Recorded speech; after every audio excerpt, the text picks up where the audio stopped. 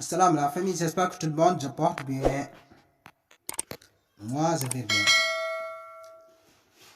Directement, dañuy dugg ci suñu leçon tey mu concerne li nga xam ne mooy le terrement initialement comme ñu gisee ci miniature bi. Le terrement bokk ci accent daanaka comme ni ko mën a waxee rek day nekk ci suufu li nga xam ne moom mooy voyelle yi xanaa explication wala définition bi dina gën a leer du ñu ci guddal di nga xamal ne ni maanaam leçon bi moom initialement ñu ngi gisee noonu moo la concentré muy le terrement. Voilà mi noonu le terrement. Le terrement est un signe que l'on place au-dessus des voyelles E, I, U pour indiquer que la voyelle qui les précède immédiatement doit être prononcée séparément. Terrement benn signe la boo xam ni day placé wu ci suuf voyelle yi muy E wala I wala U seen suuf lay placé wu ñu leeral ni voyelle yi nga xamante ne si ni moo sës ci ñoom immédiatement dañoo war a nekk loo xamante ne si ñeen prononcé ci séparé kon loolu lay exprimer ci placé du placé ci voyelle boobu. Exemple exik E bi mujj bi dangay gis ni am na terrement ñaari tomb yi.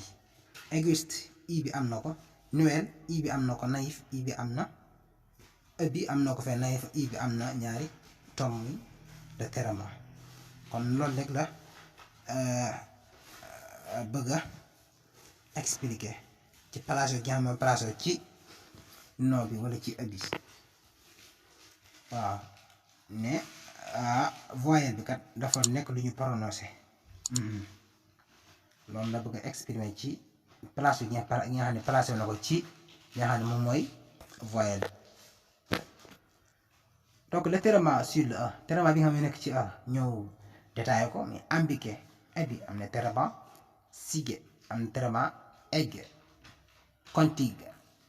canaille dangay gis ni yooyu ay mën na ñoo xam seen ay dernièrement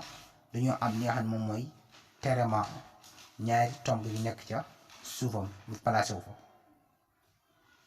mu bëgg expliquer rek liñ définiroon ci ginnaaw muy ne voyelle dafa nekk lu ñu prononcé immédiatement. Exemple le terrement sur la I ambiqué terrement bi nekk ci I ambiqué exécuté el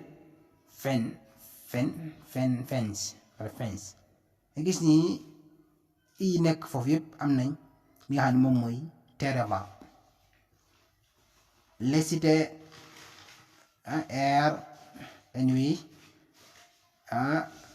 coincé conclure mooy moom te raar dañoo raar te it neexuñ dañoo naqari waaye luñ ci jiital mooy I bi nga xamante ne am na terrement muy expliquer rek liñ définir ci ginnaaw ne loolu moo fi loram di ci taxawaay mi bëgg a def voyelle bi immédiatement ni dañu far nekk lu ñu war a prononcer. Le terrement sur le E ginnaaw bi ñu waxee le terrement sur le E ak sur le I ñëw ci le terrement sur le U mbokk ci voyelle yi sëy I bi ngis am na terrement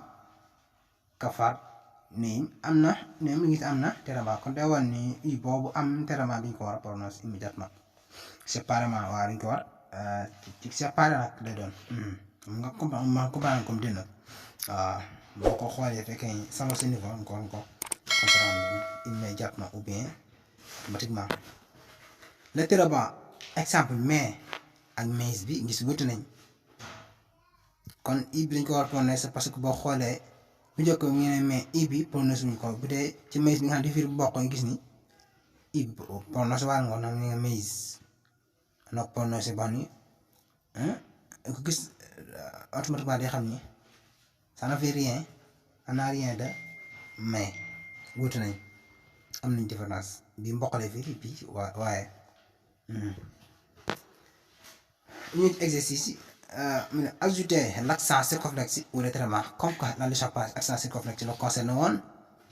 tey li concerne li nga xam ne moom mooy le terrement mu ne dañoo bëgg nga génne fii ci ay yi wala uy yi wala oy wala ay li nga xam ni moom moo accent circonflexe wala terrement war faa tege accent circonflexe wala terrement mu war a tege ci ay yi wala oy yi wala i yi wala uy yi indiqué ñu ko nga tegal ñu ko fa leeral ñu ko wala xam naa loolu ñu leen bàyyi ñu defal ko seen bopp rek après ci ay génn ko nit ki li nga xam ne moom mooy correction de l'exercice mu nekk benn possibilité boo xam ne ni ngi ci mën a xamee mën ngeen tàggatoo seen bopp ci lépp lu fi jaar ci li nga xam ni moom mooy catégorie ak lii voilà comme ni nga gisee rek la correction de l'exercice ñu noonu c'est clair wala terama wala circonflexe ou bien terama boo xam ni am na fi rek dafa tege ca place am loolu mooy correction exercice bi nga xam ne moom lañ leen présenté woon sànq xam naa du ñu ci guddi am naa dañu daal di yem foofu di wax ni ngeen abonné di wax ni ngeen koy defee rek comme ni nga gisee nii ci affiche bi ñu defal la abonné daal di xonq ci noonu nga bës ko mu indi la benn cloche nga bës cloche bi mu indi la 3 lignes yoo xamante ne si nii bi ci kaw nga ñuy bësal mu mën laa informé di la yëgal saa bu vidéo bees duggee nga mën ko suivre mën see jëriñu profité ci waaye nga partage ko s'il vous plaît ko defee njëriñ gën a mat voilà dina wax dig daje à tout à l'heure